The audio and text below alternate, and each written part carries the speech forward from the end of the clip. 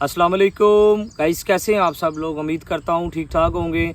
तो आज सबसे पहले तो आप लोगों को गुड मॉर्निंग हो गया। गुड मॉर्निंग के साथ साथ ही आप लोगों के साथ ना रिसेंटली 2 से 3 दिन हो चुके हैं अर्बन यूनिट में ना जो इनोमिनेटर्स की भर्तियाँ आई हुई हैं। लिखा हुआ है 2700 जॉब्स की अनाउंसमेंट हुई है ऑल ओवर द पंजाब के। इसमें कैंडिडेट्स अप्लाई कर सकते हैं। तो इस हवाले से सिर्फ मैं जॉब्स की अपडेट तो दूंगा, लेकिन थोड़ी सी आप लोगों को गाइडलाइन शेयर करने वाला हूँ कि आपने मतलब किस दिन जाना है। जिस दिन इंटरव्यू देने जाना है उस दिन आपसे कौन कौन से क्वेश्चन पूछे जाएंगे, तो इस हवाले से स्पेशली मैं वीडियो बना रहा हूँ। बाकी होपफुली आपको ये सारी चीज़ें पता चल चुकी होंगी। ऐड भी आपने देख लिया होगा कि इनोमिनेटर्स की भर्तियाँ आई हुई हैं, ठीक है। तो इसमें कुछ क्वेश्चन है आप लोगों के एजुकेशन के रिगार्डिंग, ठीक है। कुछ कैंडिडेट्स के मुझे आ रहे थे मैसेज कि सर आप ना मुझे बताएं कि इसमें एमएससी वाले अप्लाई कर सकते हैं, बीएस फिज़िक्स वाले अप्लाई कर सकते हैं। देखिए इन्होंने ना क्लियर ये मेंशन किया हुआ है कि 14 ईयर्स अगर आपकी एजुकेशन है ना किसी भी सब्जेक्ट में, ठीक है, तो आप एलिजिबल हैं, अप्लाई कर सकते हैं। कोई भी इन्होंने ना कंडीशन ही रखी कि आपका इस सब्जेक्ट में होना चाहिए, लाइक जैसे तहसील मॉनिटर की जॉब्स के लिए है। तो इसलिए अगर आपकी 14 साल तलीम है या आपकी 16 साल तलीम है, अगर 14 से ज़्यादा भी है, बीए किया हुआ है, बीएससी की हुई है, एमएससी की हुई है, बीएस ऑनर 4 साल किया हुआ है किसी भी सब्जेक्ट में, तो आप एलिजिबल है इनोमिनेटर की पोस्ट के लिए, जिसमें 2700 पोस्टों की अनाउंसमेंट हुई है ना। इसमें आपने ऑनलाइन अप्लाई करना है। बड़ा ही इन्होंने ना आसान सा प्रोसीजर रखा है, कोई आपको ऑनलाइन अप्लाई करने की ज़रूरत नहीं है। और एज भी नोट कर लें, एज इसमें आप लोगों की 22 से लेकर 60 साल तक अगर आपकी राउंड अबाउट एज बनती है ना, तो आप एलिजिबल है इनोमिनेटर की पोस्ट के लिए। कॉन्ट्रैक्ट बेस्ड जॉब्स हैं। फर्दर इसका मैं आपको थोड़ा सा ब्रीफली कॉन्ट्रैक्ट के हवाले से भी गाइडलाइन शेयर करता हूँ, ठीक है। लेकिन उससे पहले आपने ये ना नोट कर लेना है 7 अगस्त को आपने जाना है जी इंटरव्यू देने। कहाँ जाना है वो मैं आपको बता देता हूँ, आप लोगों के वेन्यूज़। अब डिस्ट्रिक्ट ऑफ जो गुजरांवाला के मतलब कैंडिडेट्स बनते हैं ना, उन्होंने जो ज़िले हाल काउंसिल है ना गुजरांवाला का, वहाँ आपने अपने डॉक्यूमेंट्स कौन कौन से लेके जाने हैं वो मैं आपको नेक्स्ट बताता हूँ। नेक्स्ट डिस्ट्रिक्ट सियालकोट की बात कर लें, म्यूनसिपल कॉरपोरेशन जो हाल है ना सियालकोट का, आपने वहाँ जाना है अपने डॉक्यूमेंट्स लेकर इंटरव्यू वाले दिन 7 अगस्त, ठीक है। टाइमिंग भी आप नोट कर लें, सुबह 10 से लेकर शाम 4 बजे तक आपने ना अपने डॉक्यूमेंट्स इन्हीं ड्यूरेशन के अंदर जाना है। इसके बाद जो कैंडिडेट्स आएगा वो एलिजिबल नहीं होगा, मतलब वो इंटरव्यू के लिए ना अपीयर नहीं हो सकेगा। ये आपने नोट कर लेना, ये क्लियर मेंशन किया हुआ है। फर्दर इसके अलावा डिस्ट्रिक्ट नारोवाल की बात कर लें, डिस्ट्रिक्ट काउंसिल हाल नारोवाल में जाना है आपने। फर्दर डिस्ट्रिक्ट वजीराबाद की बात कर लें तो डीसी हाल जो गुजरात है वहाँ जाना है। डिस्ट्रिक्ट जो आपके डीसी ऑफिस है ना, आपका जो भी डिस्ट्रिक्ट मतलब बनता है, वहाँ आपने ना मतलब जाना है जी अपने डॉक्यूमेंट्स लेकर इंटरव्यू देने।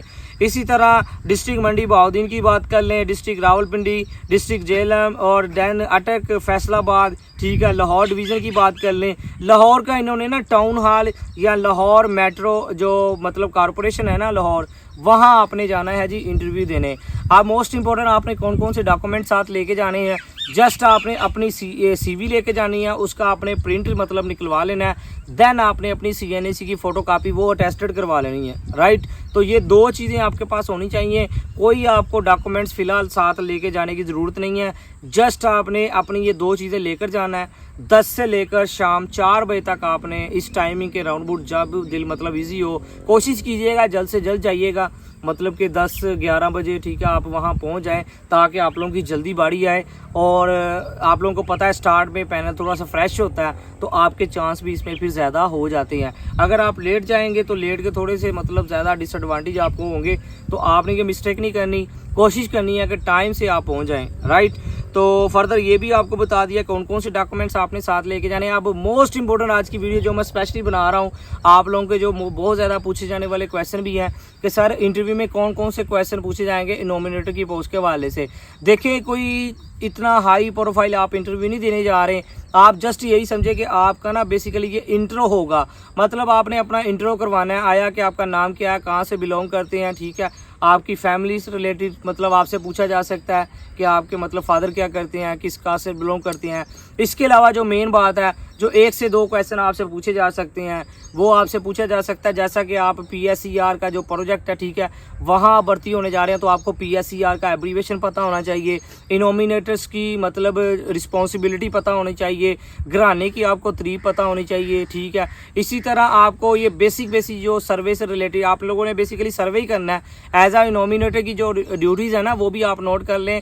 आपने PSCR का जो एक प्रोजेक्ट है ना सर्वे से रिलेटेड, वो आपने सर्वे ही परफॉर्म करने हैं। जो इससे पहले भी जो प्रोजेक्ट कंटिन्यू है, ठीक है, उसमें भी ऑलमोस्ट नॉमिनेटर्स काम कर रहे हैं, सर्वे ही कर रहे हैं। तो टैब से रिलेटेड आपको थोड़ा बहुत नॉलेज होना चाहिए। टैब तकरीबन अगर नहीं भी आता तो नो प्रॉब्लम, वो आप इजीली सीख जाएंगे।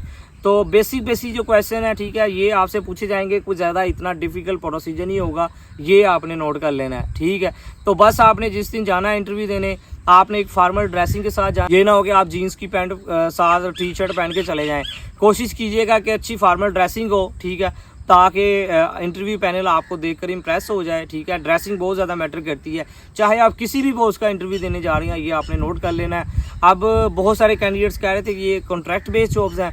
बिल्कुल ये कॉन्ट्रैक्ट बेस्ड जॉब्स हैं, है गवर्नमेंट है, लेकिन इसमें कॉन्ट्रैक्ट है 180 डेज़ आई थिंक इन्होंने ना मेंशन किया हुआ है, तो बाकी गारंटी नहीं है। इससे पहले भी काफ़ी कॉन्ट्रैक्ट जिसको एक्सटेंड नहीं किया गया, इसमें भी होपफुली कॉन्ट्रैक्ट को एक्सटेंड नहीं किया जाएगा। तो अगर आप एलिजिबल हैं, अगर आपकी 14 साल तलीम है, तो आप जाएं, वहां जाकर इंटरव्यू दें। इसमें बहुत ज़्यादा आप लोगों की शॉर्ट लिस्टिंग भी हो जाएगी और सैलरी पैकेज इसमें अच्छा है, ये आपने नोट कर लेना है। पोस्टिंग ऑलमोस्ट आपके सिटी में ही आपको प्रेफरेंस मिलेगी। हाँ, कुछ डिस्ट्रिक्ट हैं जहां आपको थोड़ा सा ना आउट ऑफ मतलब अपने रेंज से बाहर जाना पड़ सकता है, ये आपने नोट कर लेना है। बहुत सारे कैंडिडेट्स ना अपनी पोजीशंस की वजह से, अपनी मतलब पोस्टिंग की वजह से भी स्किप कर गए, क्योंकि आने जाने का मसला, ठीक है। बाकी इन्होंने वैसे मेंशन तो किया है ये जो डिस्ट्रिक्ट है ना, उन्हीं के अंडर आपकी पोस्टिंग होगी।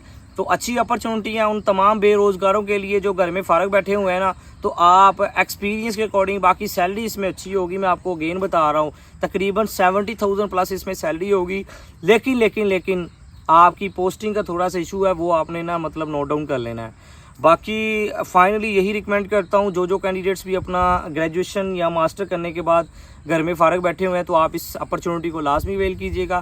फिर भी कोई क्वेश्चन है तो आप मुझे कमेंट सेक्शन में पूछ सकते हैं, इंशाल्लाह मैं आपका लाजमी जवाब दूंगा।